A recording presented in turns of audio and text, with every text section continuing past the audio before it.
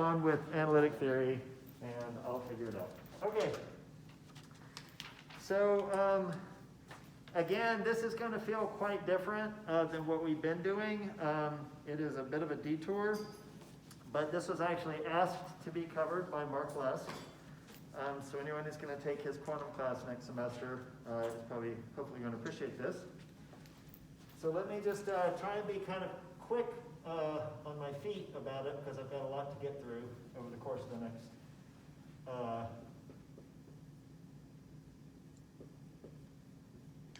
the next two or three lectures. Okay.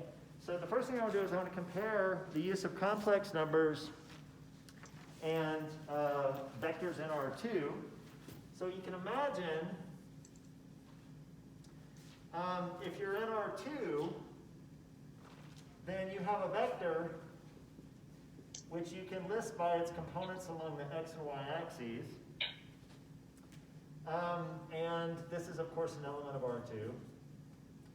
And we can add two vectors by simply adding their components.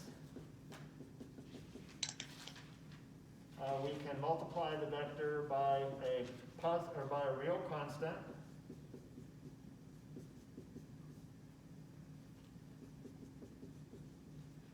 Okay. On the other hand, if we want to consider the complex plane, okay, the complex plane is two-dimensional. Okay, we have the real direction and the imaginary direction. I'm going to call x the coordinate for the real direction and the y the coordinate for the imaginary direction. Then we know, and we'll call this C, then we know that we have complex numbers, which we can also notate and will notate as the pair xy. And this is, of course, on C.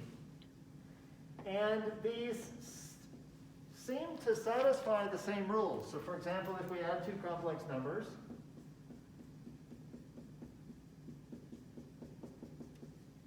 then we get a sum which exactly takes the same form as we get in R2. We can multiply a complex number by a real number, and that gives us something like that, okay, where k is real again, all right? So far, it doesn't look like there's any difference between working with R2, with x and y coordinates, and working with the complex plane with real and imaginary as the coordinates, okay? So that might lead you to think, who needs imaginary? Who needs it? Really? Why don't you just do two-dimensional stuff? After all, it's two real dimensions. Everything in the real world is real, even though the real world is complex. Anyway, okay, so the difference comes in the next step.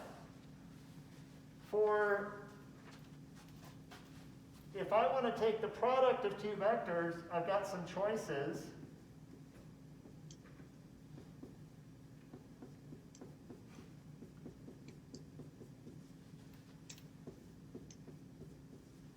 I can take the dot product, which gives me back a number, a real number. Or, if I really wanted to get a vector out of it, I could take the cross product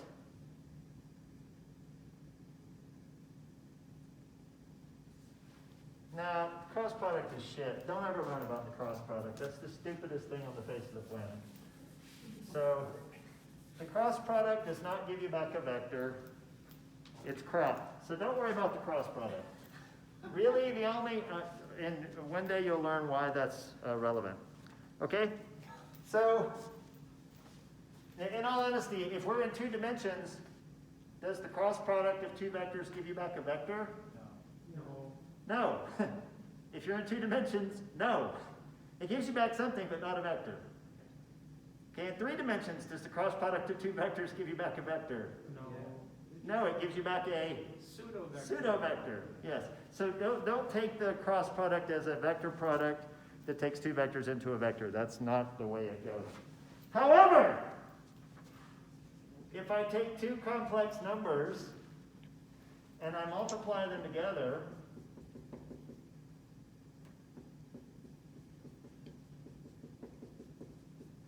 then I get x1, x2 minus y1, y2 comma, x1, y2 plus x2, y1. If I take two complex numbers and multiply them together, I get a complex number back. Okay? So it's generally this product which is the key difference between working on R2 and working with the complex plane. Okay? I'm here for it. You're all laughing. It's quiet. You gotta read the whole chat. That sounded insane out of context.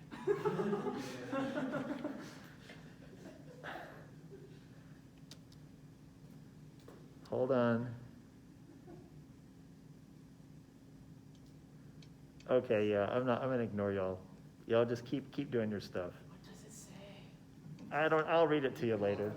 Anyway, okay. All right. So, okay, so now we're going to go ahead and we're going to jump into a special subclass of complexity, which is going to play a very important role because of all the fruitful results that come from it. It's going to play a very important role in the utility of complex variables and functions and so forth, and that is we're going to talk about analytic functions.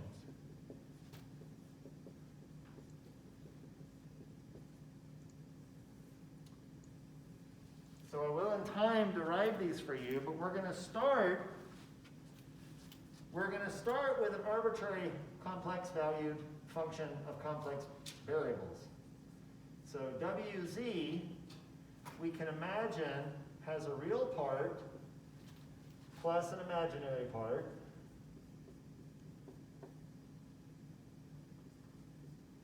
Where the x and y are just the real and imaginary parts of the variable z. Okay? Now, while dw dx obviously makes sense because this thing depends on x, so taking the derivative with respect to x makes sense, as does dwy and dvx and dvy. Those make sense, but what we really want to know is what is dw dz? Okay, we want a definition of dw dz. Okay? This is where we're going to need a careful definition, so here we go. Let's start out, before we even get to the derivative, let's talk about continuity. So we have that wz is continuous at z naught if for epsilon larger than 0, there exists a delta such that wz minus wz naught, the magnitude of that is less than epsilon,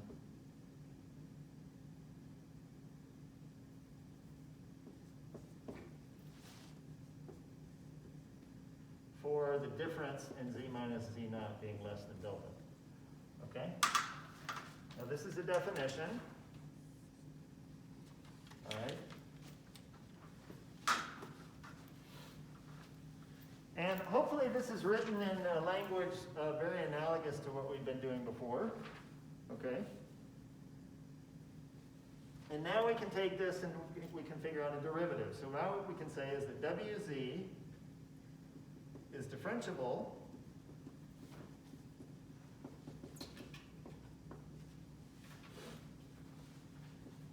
at z naught if the limit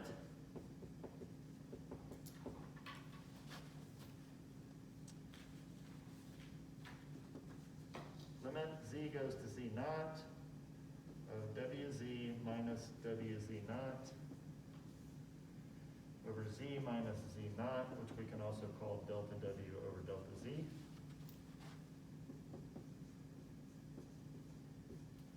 If this exists.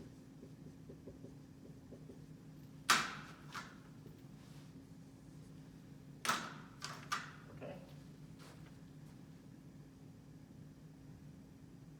as that exists at the point z naught, then the function is differentiable at the point z naught.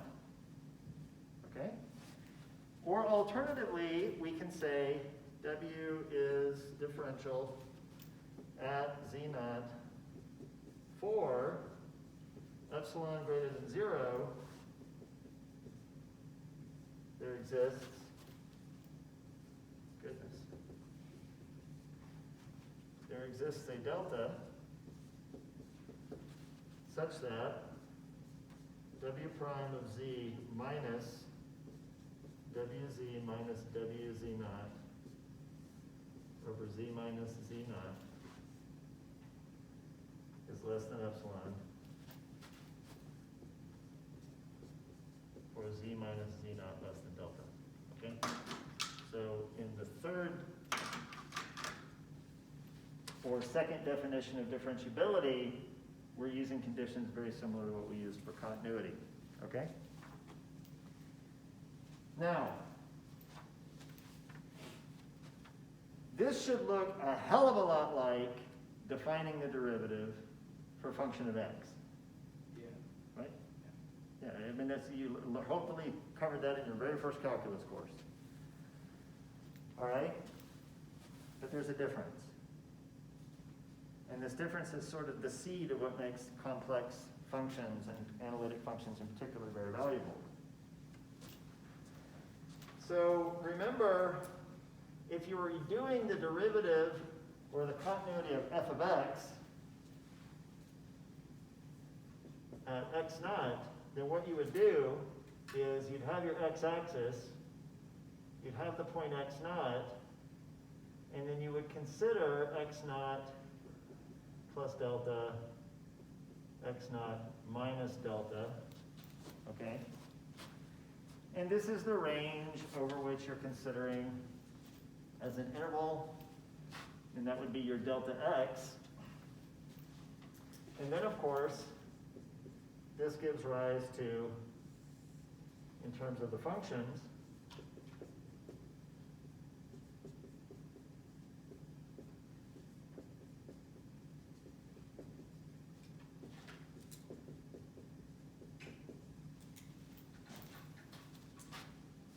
the range over the axis that is parameterizing our function or displaying our function, okay? So if you're going to approach x naught, you can either approach from the left or the right, okay? But you know, you can close in, let it shrink to 0, define the derivative. However, if you're dealing with wz, things are different. If you're dealing with wz, you have a point z naught,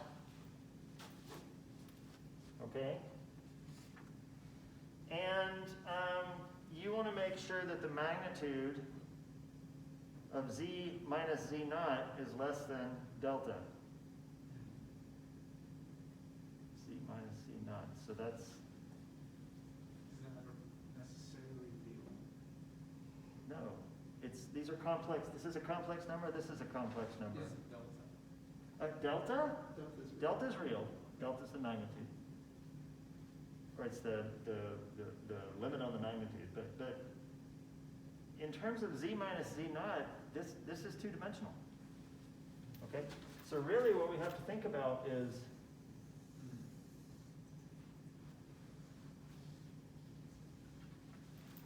a circle of radius delta.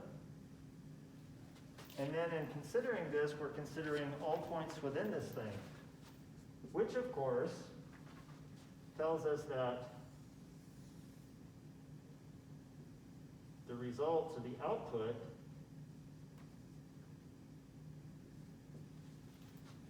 is also a circle because this is a complex valued function of the complex plane. All right?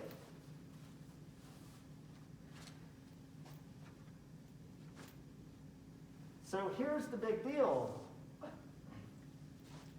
In the case of a real variable where you have a real axis on which the function is dependent, there's really only two ways to approach a given point, from the left to the right. Now you can do f of x and y X and y are independent variables. This is a function of z, but z spans a two-dimensional plane.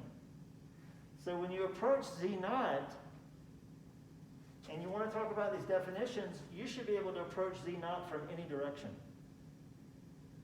Okay? So these isotropic derivatives, as they're called, are what really separate complex functions from real functions. Okay, so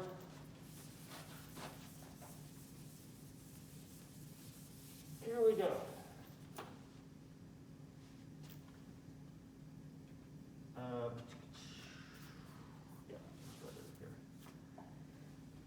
So here we go with our functional definition of analytic.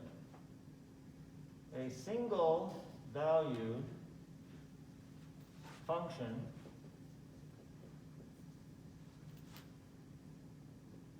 w z naught is analytic or regular. Two different words mean the same thing. At z naught, if the derivative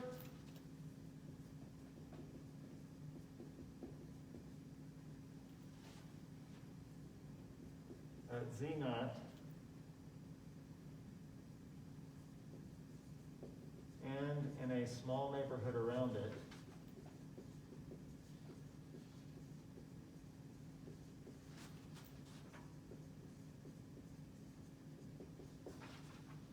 exists.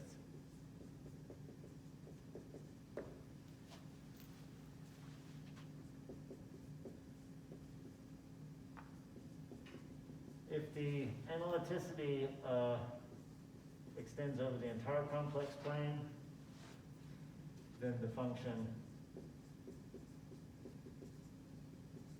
is entire. Okay?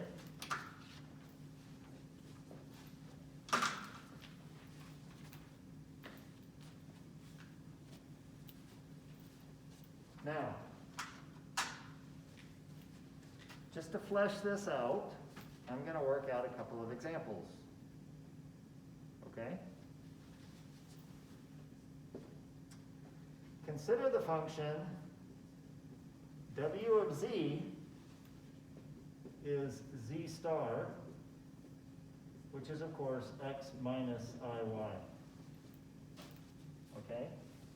Where our starting point in z is always x plus iy. And then starring is just a complex conjugate, so that gives me x minus iy. Okay, so here we go.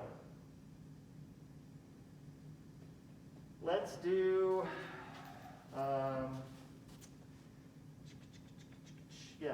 let's do this guy, but we'll do it in terms of delta z.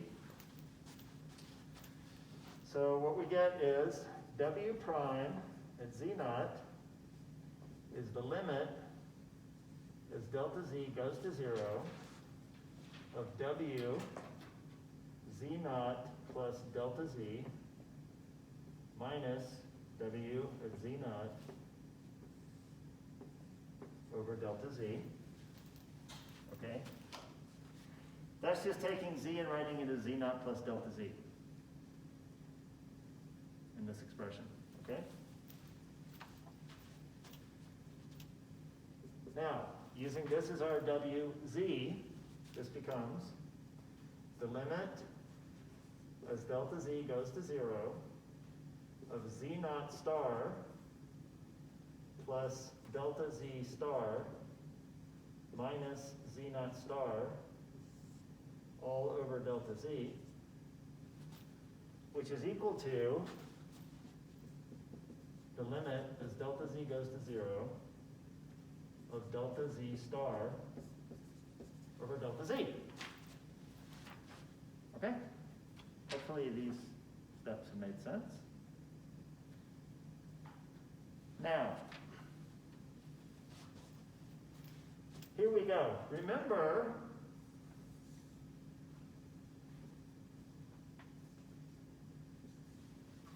I can approach z naught from any direction.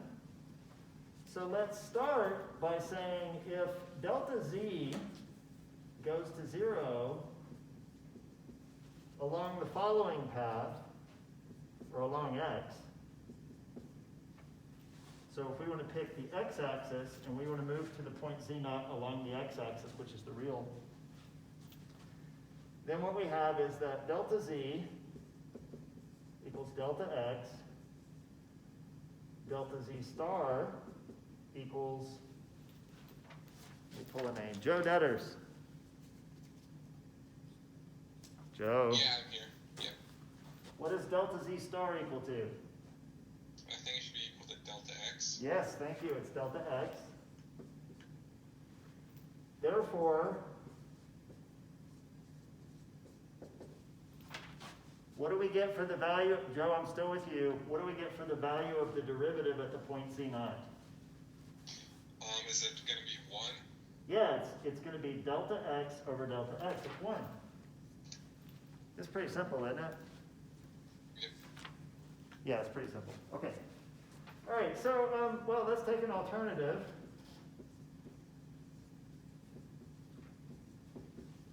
Let's instead go to z naught from the imaginary axis. If we go to z naught from the imaginary axis, then we have that delta z is I delta y,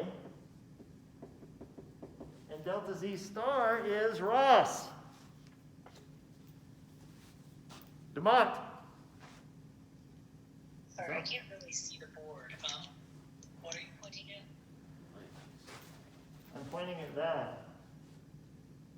Delta Z star? Yes. Okay. Yeah, I'm sorry, I'm trying to finish up my midterm, to be honest. Danny. Negative I delta y. Yes, it's negative I delta y.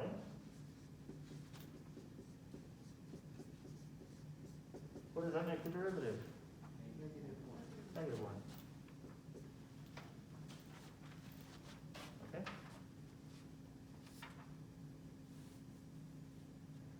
Clearly, this derivative does not exist.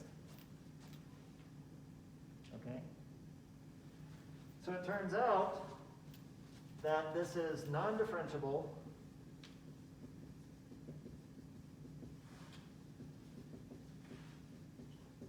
and hence not analytic.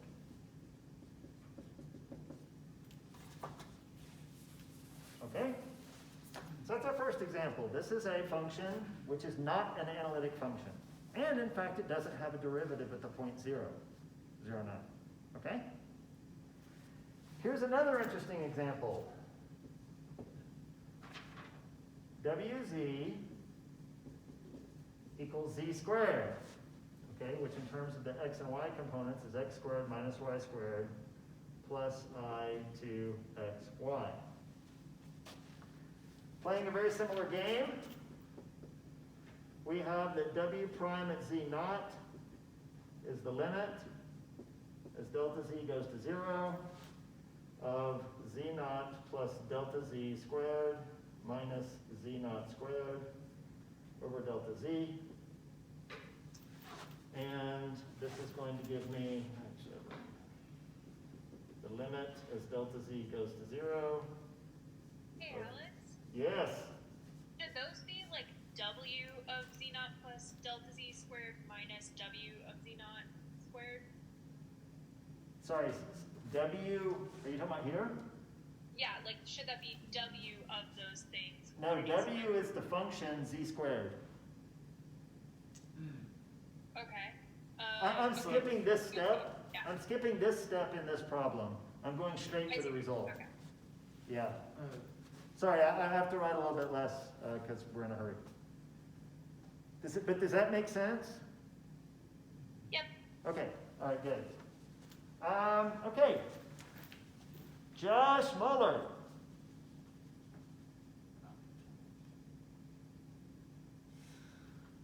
Seth. Yep. Seth. What is this limit to? 2z.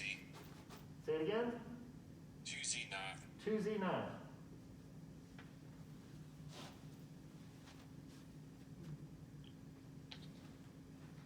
Hey, Seth, this is the derivative at the point z naught. Do you see any issue with what path you take to get to this? No, it's the derivative exists. Yes, therefore this function is Analytic. analytic.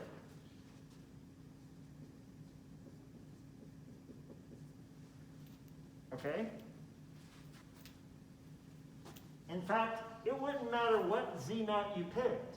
You could pick any point in this complex plane and this will be the derivative of this function. And so this is analytic over the entire plane. Okay? Now so far it seems like if something is differentiable, it's analytic. So why the hell do we have this word analytic? Why don't we just call it differentiable?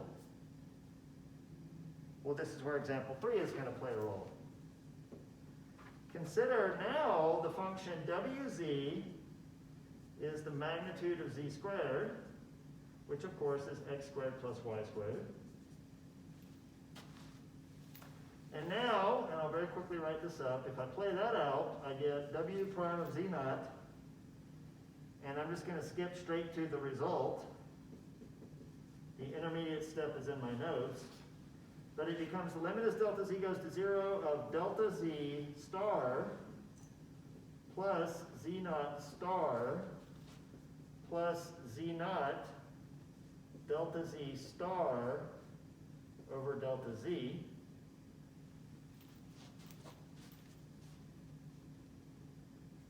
Huh. What do you think? Differentiable? I want to say yes. Yes? Only sometimes? Yeah. Only sometimes? When? Delta z star equal when 1 is differential? When 1 is differentiable? As an example, 1. Is this ever differentiable? Can you pick a certain area?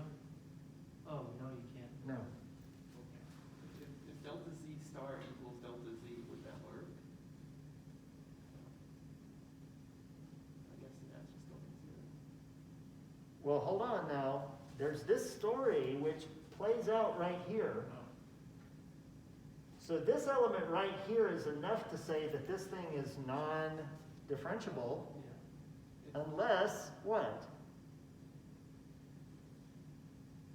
Unless this part of the story is not there. Okay, so z naught. How do we remove it? Z naught equals 0?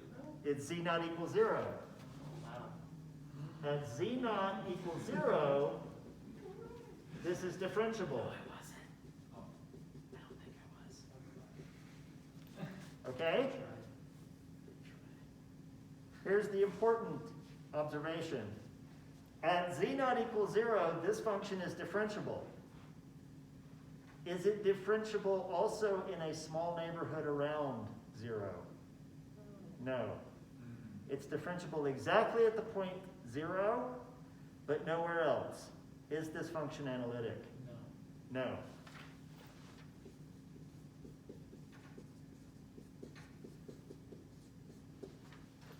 Yes. If the neighborhood around differentiable like area is also differentiable, wouldn't that mean that the neighborhood around those have to be differentiable as well? Sorry, say it one more time. If the neighborhood around z naught is differentiable as Yes. well as z naught, wouldn't that mean that the neighborhood of those points in the neighborhood also have to be differentiable? And wouldn't that kind of extend over the entire complex plane? No. So we were asking if this is analytic at z naught equals 0. Is that what you're saying? This isn't analytic anywhere. Yeah, but you could, if it was like at z naught Hold equals on. 0. So imagine you have a region, or you have, okay, so let's take the complex plane, and let's take a single point at which a function is not analytic. Okay. Okay, we're going to say it's analytic everywhere except at that single point. Does that make sense? No. No, Why? what is that? If I pick a It point has to be right in the next to it. neighborhood, so I If you can- pick a point right next to it, I can give you a neighborhood of points. Oh, Yes, that's terrible. exactly. But that's the way it works. That just seems so. If you have a point cheesy. or a line where it's not differentiable, that you can and if it's differentiable everywhere else, you can pick any point that you want. I don't care how close to that line, as long as it's not on the line, you can pick any point that you want that's not on the line or the dot, and then you can draw a neighborhood around it. Okay? Did you guys follow his argument? And then my response? Okay. All right. Any questions before I move on? Okay, so now what we're going to do is we're going to throw up. Throw up. No, I'm just kidding. So it might seem like, this is a process to figure out when a function is analytic or not, right? I mean, if I give you a function, shit, like, you got to do this every single time to figure out if a function is analytic? That sucks. Who wants to work with that? That's crap, okay? Well, here's some rules which actually help in identifying whether things are analytic.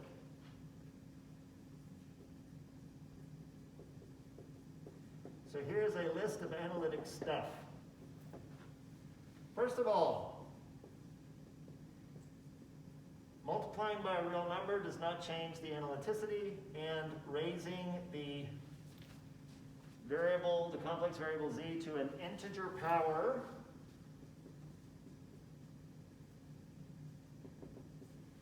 to a positive integer power, these will all be analytic. Okay? In fact, these will be entire.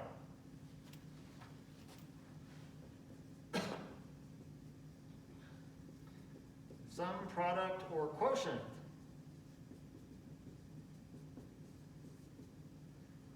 of two analytic functions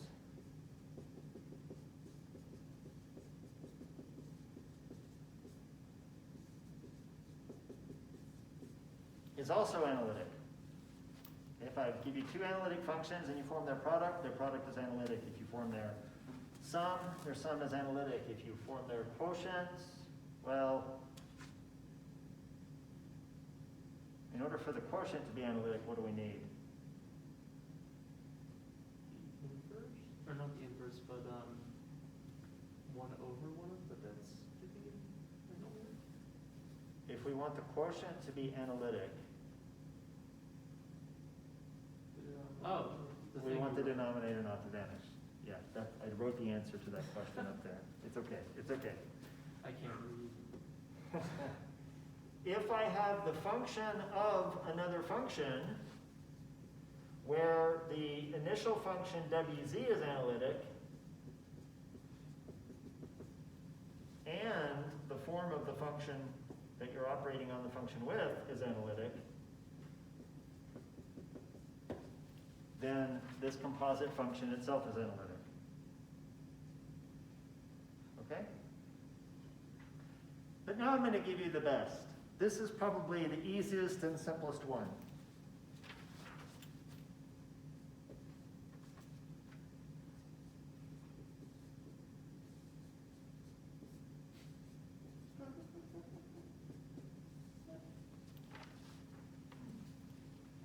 That is, if the function does not depend on the complex conjugate of the variable z.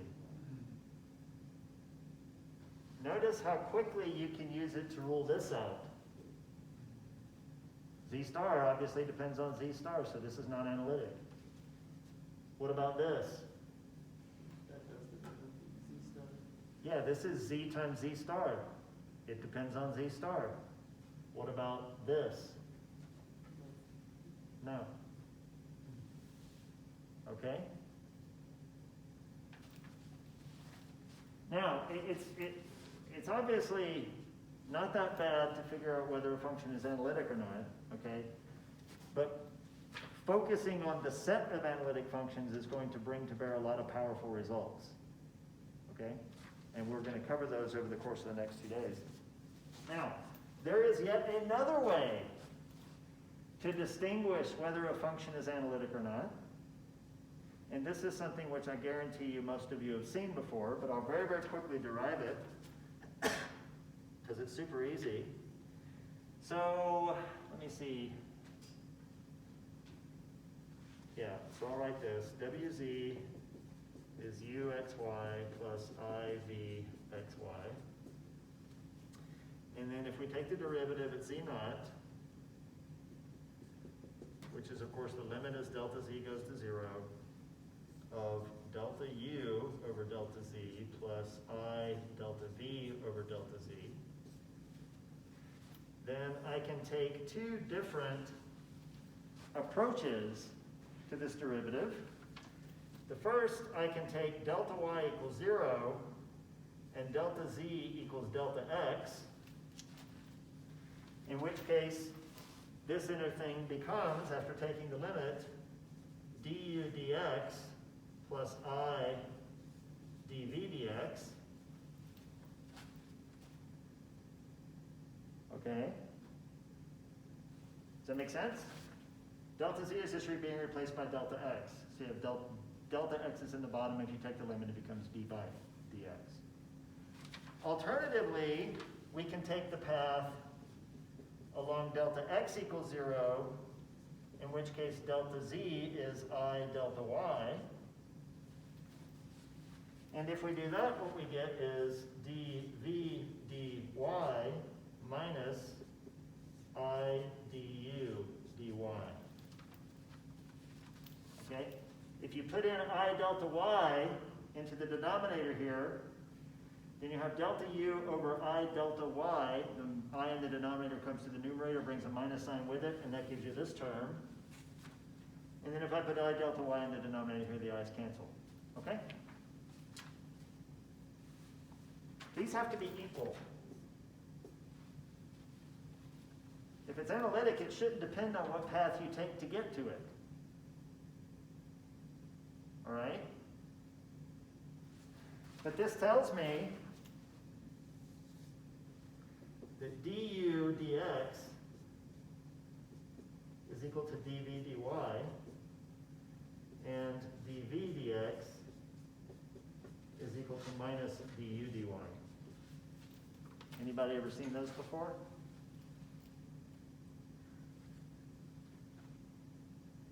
Anybody? Yeah, I forget what they're called. They're called the Koshi-Riemann conditions. Okay? They are the Koshi-Riemann conditions. They almost tell you whether something is analytic or not. Okay? They do tell you about differentiability as long as the partials of u and v exist and are continuous. Okay? So if the partials of u and v exist and are continuous and satisfy these relations, then the function is differentiable.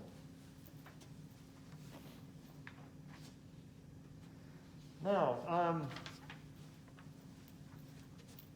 it turns out that satisfying the Cauchy-Riemann conditions gives us our first snippet into the prettiness of analytic functions.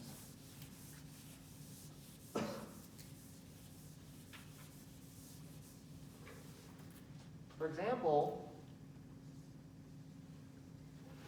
if I take the function u, the real part of the function, and I take the second derivative with respect to x squared, this is d by dx of du dx, but I can replace du dx with dv dy.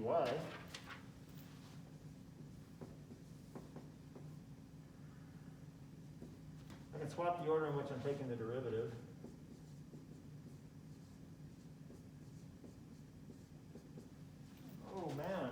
replace dv dx with minus du dy.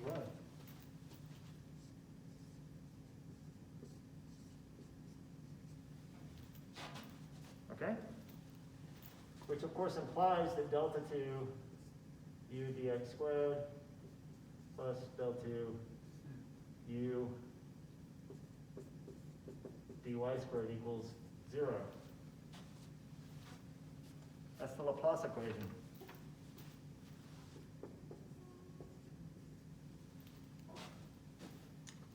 And of course, the same holds for v. Okay?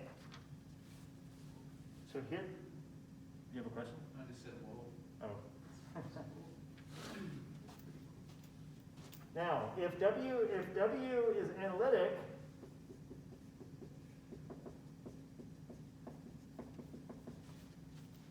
then U and V are called conjugate harmonic functions.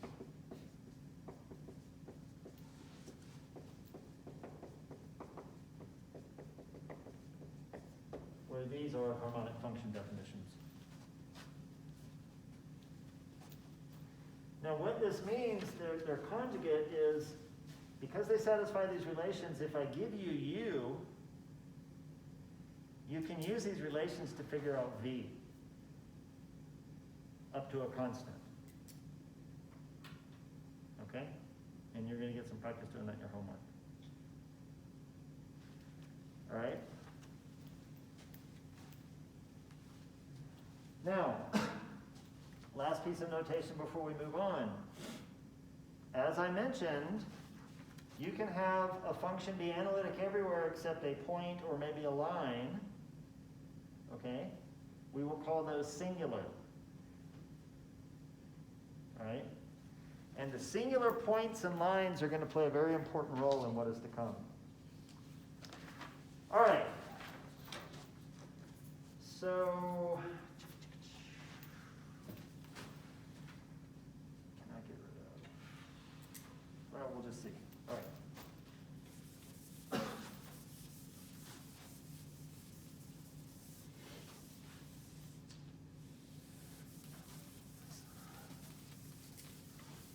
Okay. Now, you should be very comfortable with the definition and use of a variety of functions, basic functions, on real variables, right? So you can do like, you can raise variables to various powers. You can do the exponent, or the e to the variable power. You can do logs, ln's, sines, cosines. Okay? So you're comfortable with all of those. We would like to extend these to complex variables. To extend them to complex variables, okay, yeah, you write this, but how do you define it? Right? I mean, if we want to define sine of x, we can talk about a triangle, right? A right triangle. Take the opposite over the hypotenuse. This right triangle is going to be complex. Okay, shit. Is it not? Okay, no, we just have to have formal definitions of these functions, okay? So let's start with wz equals e to the z. Okay? Now, you are probably aware that I can express this as e to the x cosine of y plus I sine of y. Okay? Everybody realize that? Okay. And then, of course, this tells us that u of xy is e to the x cosine y, and v of xy is e to the x sine y. So now what we want to do is we want to determine, so this is going to be our working definition of the exponential of a complex number. And now what I want to do is figure out what its derivative is. Okay? So,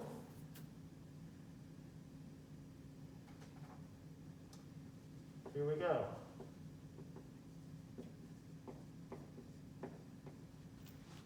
We can approach this in two different directions. We can do du dx plus I dv dx, or we can do dv dy minus I du dy.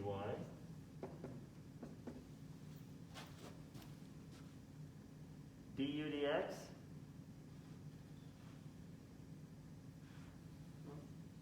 Equals u equals du dx. Is equal to u of x. It's equal to u of x, or it's equal to e to the x cosine y. dv dx. same. It's the same.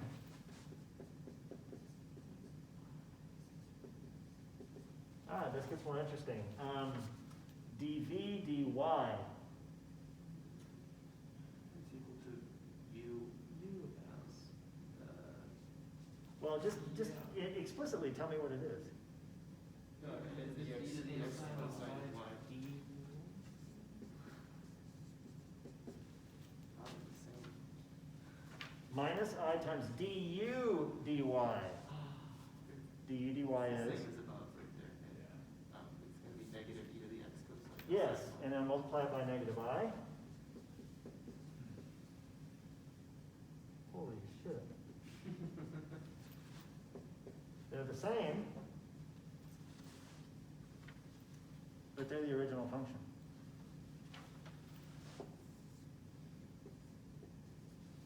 Glad that holds up. Yeah, so we have that d by dz of e to the z is e to the z. Hell yeah, folks! Come on, yes. Love that. Does it suffice to only approach it from two directions? When you're in two dimensions. If you're approaching it from any other direction, it would be a superposition of these two. Okay. I mean, these are the orthogonal directions in the complex plane, so they Is kind it of cover all the two bases. orthogonal? Say it again? Two orthogonal directions? Yeah. Okay. I mean, you could pick any other direction you want, and you could gauge, or you could set up its approach in terms of a superposition of these two. Okay. Yeah. That makes sense. Okay? Now, what's good is that this also gives us that e to the z1, e to the z2 is e to the z1 plus z2. But moreover, we get e to the z plus 2 pi I is equal to e to the z, e to the 2 pi I, which is equal to what? E to the z. It's equal to e to the z. So this is a bit different than the normal real variable e to the z, or e to the x. Okay, this one's periodic with period 2 pi I. Okay? All right. If we want to define sine and cosine, then we can go ahead and use these expressions. Cosine y is 1/2 e to the iy plus e to the minus iy. And sine y is 1/2i e to the iy minus e to the minus iy. Okay?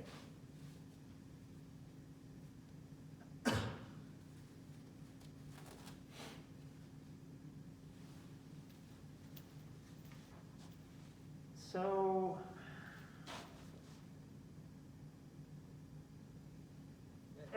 everybody understands where this comes from, right? Okay, good. Now let's just generalize it.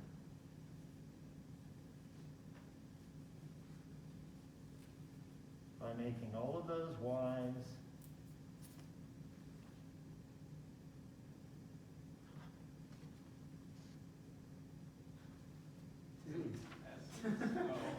Tunes. Fingers. okay?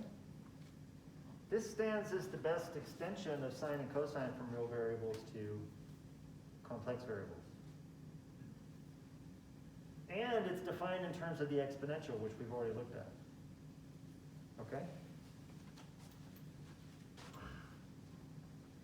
Of course, we should check a few things, like what is the derivative of cosine z, what is the derivative of sine z. But again, you can use what we know about the exponentials to calculate these derivatives, and we get these lovely results.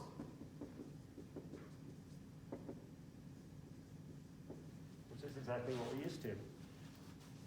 Okay? We also get a lot of other interesting trigonometric things in their same form as we've seen before. So if I take the cosine of the sum or difference of two angles, that's cosine z1, cosine z2, minus plus sine z1, sine z2. And a similar expression for the sine of the sum of two complex numbers. We of course get the evenness of cosine and the oddness of sine.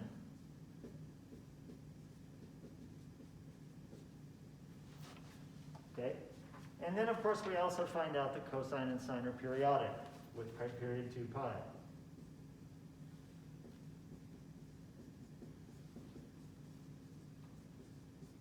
And similarly for sine. So you might think, hell man, these sines and cosines, these are identically like the real ones, right?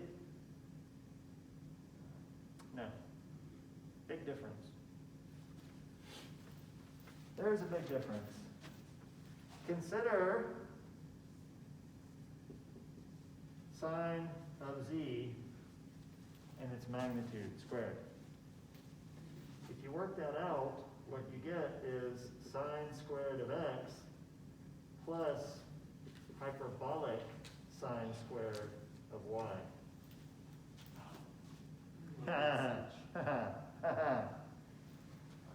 If you take a limit as y goes to infinity, what does this become? It becomes infinite.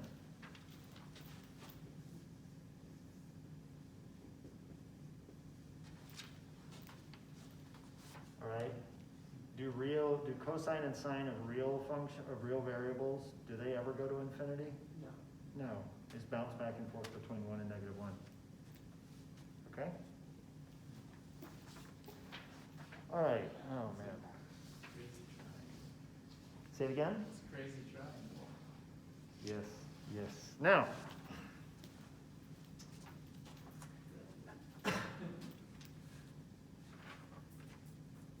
I want to talk a little bit, and we're going to do some more functions in a few minutes, but before I get to the next functions, I want to talk about how we represent functions.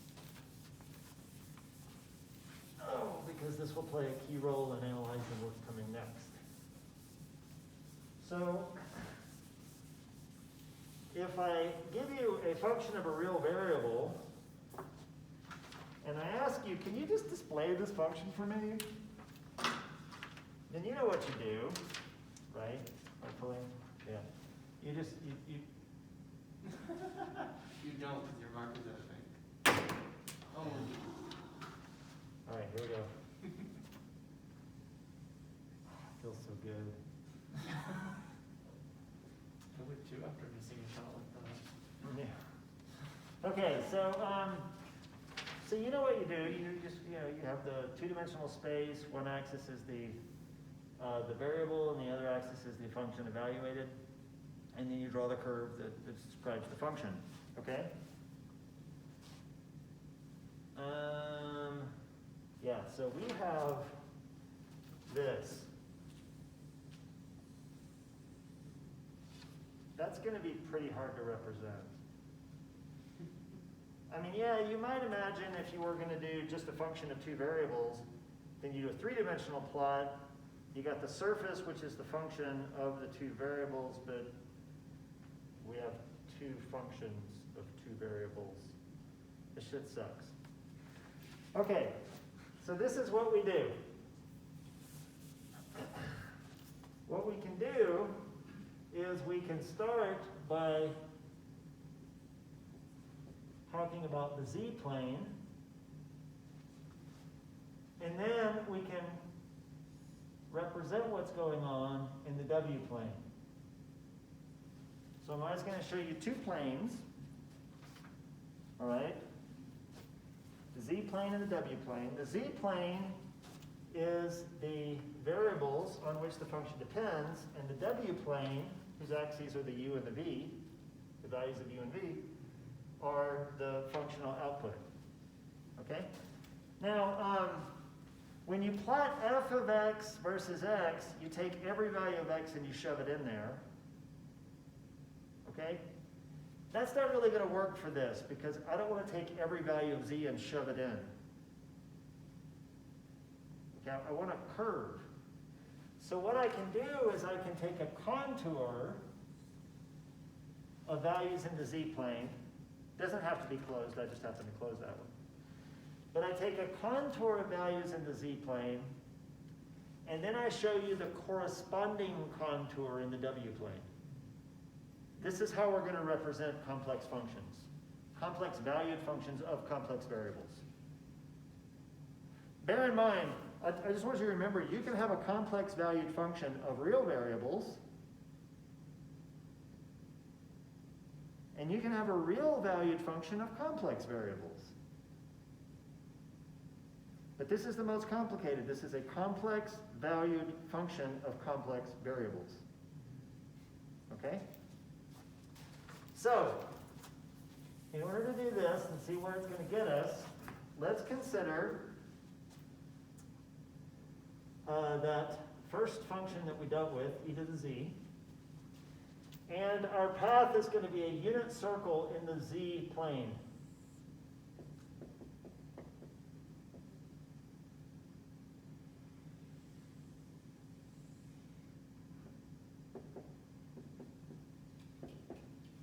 Okay? Now, just to give a little bit more information about the contour that I'm following, I'm going to pick a starting point, so I'll just pick this. Z naught equals 1. And then I want to specify the direction, and I can indicate that with some arrows. Because if I just show you a circle, which way am I going? Clockwise or counterclockwise? I don't know. Well, now you know. Okay? Now we can show what this gives in the w-plane for output.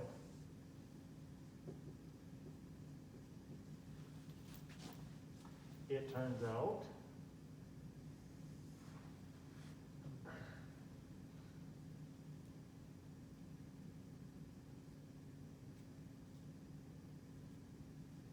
to give us the following. Well, that's supposed to be a circle. I left my protractor at home, so it's a circle. If this is a circle, that's a circle. Okay? Where this is our seeding point.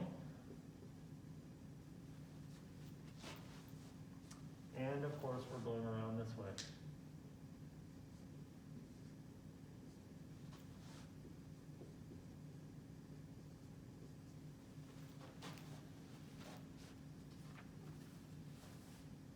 Make sense? Yeah. I mean, look, do these two values make sense? This one and this one?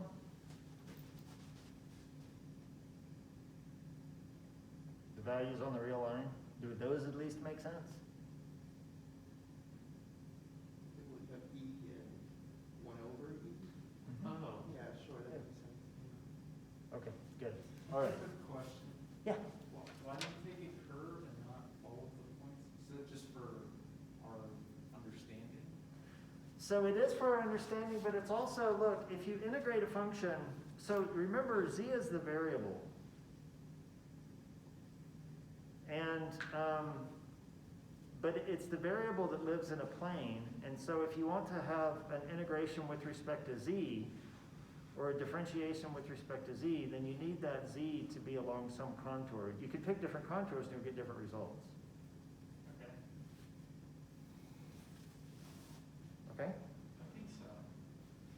I mean, as we use these things later on, I think it'll become more clear. Okay. Okay, so hopefully, you know, it kind of makes sense how this illustration helps us. Now let's try another function.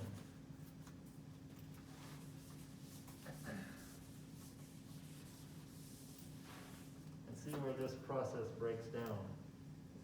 So our third function is going to be wz equals root z, which is of course root x plus iy.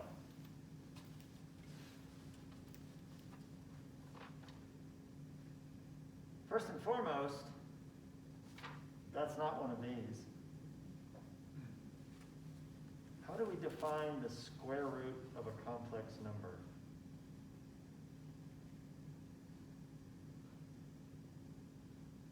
How do we define the square root? Well, we can do this. Remember that we can write z as r cosine theta plus I r sine theta, which is of course r e to the I theta. Many of you should be comfortable with the notion that any complex number can be represented by a distance from the origin and then e to the I times the angle, where you're using polar coordinates to describe the point.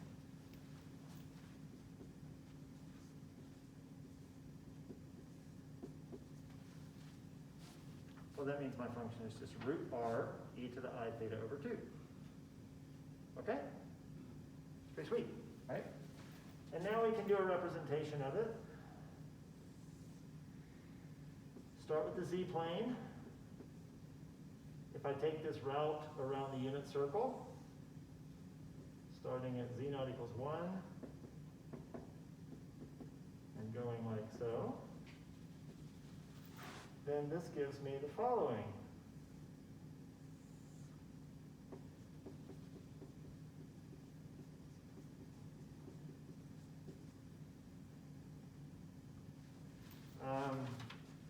W of z naught equals 1. I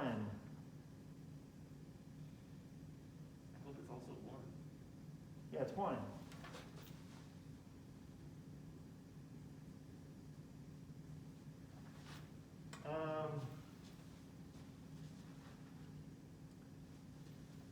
Well, this is going to form a circle. It's going to go through I. It's going to come back down. Opposite direction. Still in that direction. Right? Square root of I is I. Say it again. Square root of I is I. Square root of I. Is I. Is that what you're saying?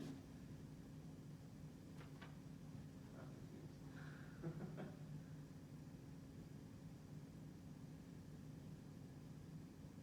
Huh. No. I think it is. No, I don't. Wait a minute. The square root of negative 1 is I. Oh, it just stops there. It stops here. There's your square root of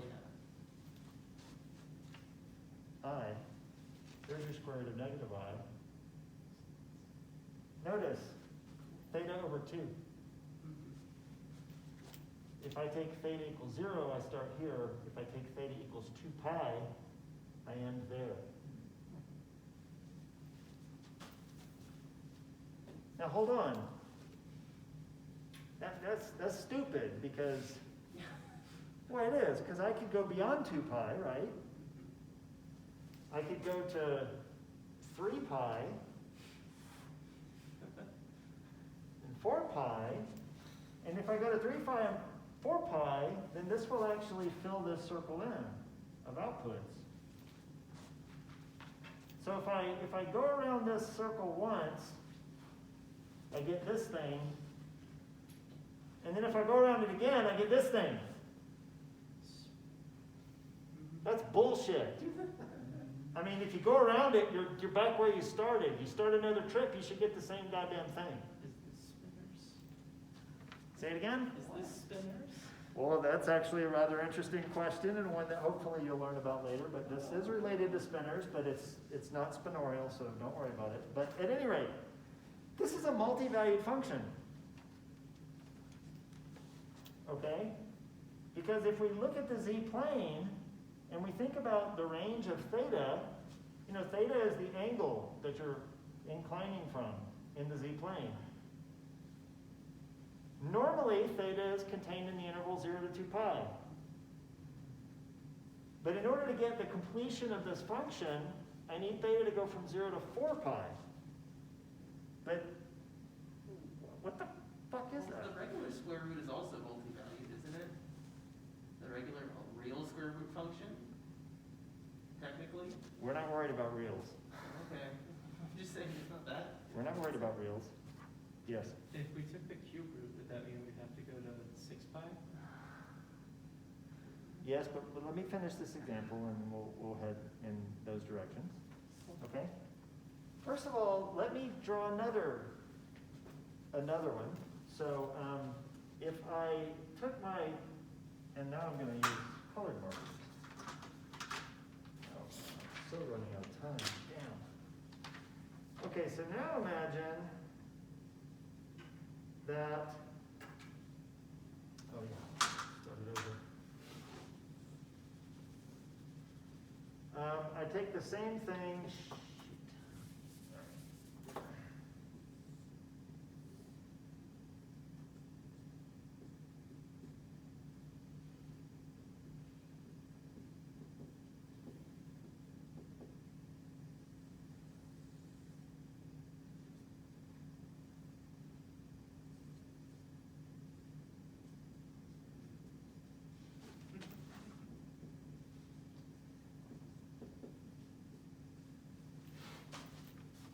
now I'm going to pick a different path in the z-plane. Okay, it's going to be a circle again. It's just going to be a circle, you know, it's above this one. My starting point here is going to be 1 plus 2i, and in the polar form that's root 5 e to the I phi naught, where phi naught goes from 0 to 2 pi. Okay? And if we plot that in the w plane, what we find is, oh, it's interesting.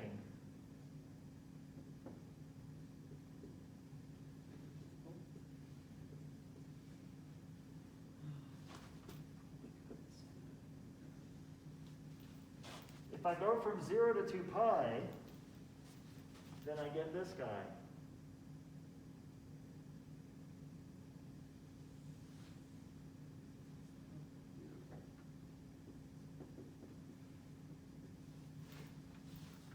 However, if I go from 2 pi to 4 pi, I get this guy.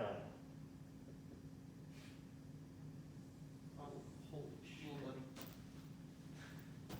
Oh my god.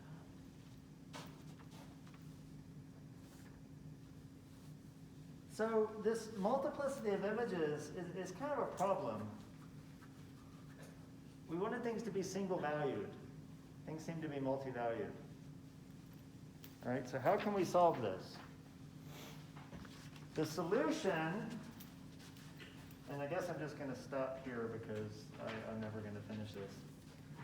The solution is to expand the z-plane by cutting it and sewing in more copies of the z-plane. So if you take this plane and you've parameterized in terms of r and theta, where theta goes from 0 to 2 pi, one thing that you can do is you can cut this thing along the real axis, and then you can take 0 to 2 pi on one leaf, and then as you go back through this line, you move on to the other leaf and go from 2 pi to 4 pi, at which point you cross back to this leaf. Okay? We'll talk about this on Thursday. I thought I'd get through it today, but obviously not. But we'll talk about this, and we're going to find some rather interesting results that are going to play into integrability and differentiability of functions in these spaces. But I'm gonna let you go because I don't want to keep you late. So I'll see you on Thursday. Hey, Alan. Hey, Is this gonna be like manifolds or just like